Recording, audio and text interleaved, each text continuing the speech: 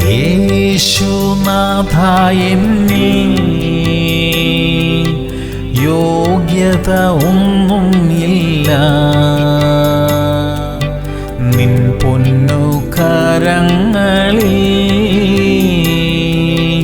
അർപ്പിക്കുന്നെന്നെ ഇതാ.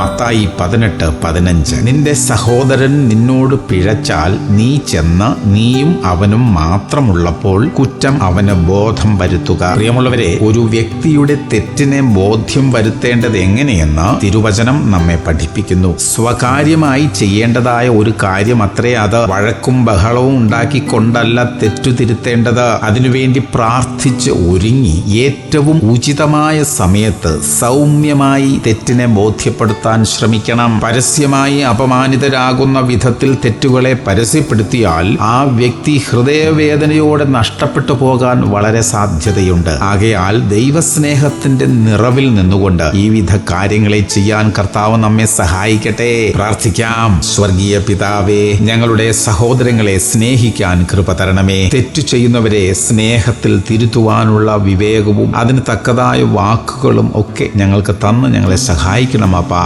യേശു ക്രിസ്തുവിന്റെ നാമത്തിൽ തന്നെ. ആമേൻ, ആമേൻ, ആമേൻ.